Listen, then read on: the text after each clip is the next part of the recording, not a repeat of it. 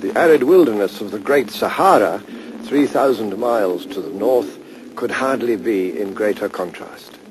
Yet here, in the 1950s, even more surprising evidence was found of early African history.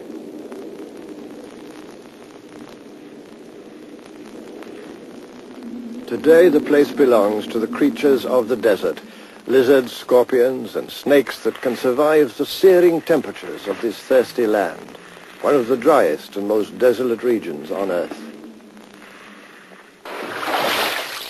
Water is the rarest and most precious commodity. Yet even here it must once have flowed in abundance.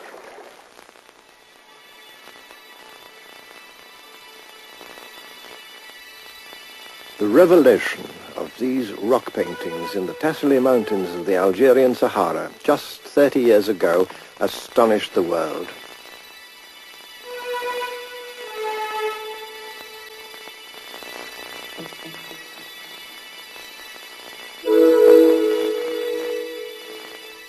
Whole communities of people, who were obviously African in origin, had created marvelous galleries of ancient art, depicting most vividly the life of the Green Sahara, as it must once have been.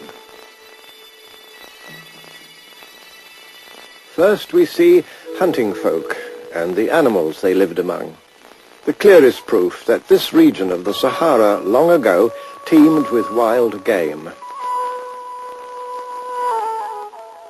The earliest paintings may be 7,000 or 8,000 years old. But not all the people who inhabited this huge region were nomadic hunters. This horse, complete with saddle and bridle, points to the development of transport systems and traders. And this ox-drawn plough to the planting and growing of crops.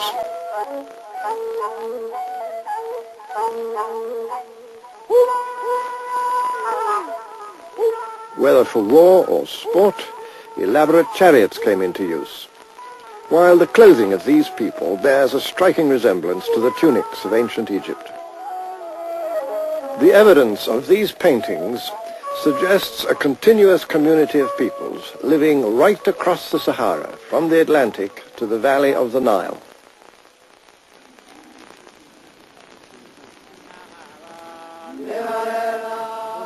Then, some 4,500 years ago, the climate began to undergo a disastrous change.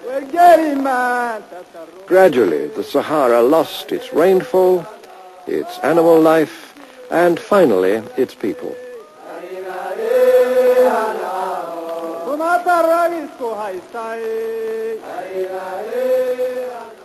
Abandoning their increasingly arid pastures, more and more people from the Sahara had to join their forerunners and follow the trails in search of a secure supply of water.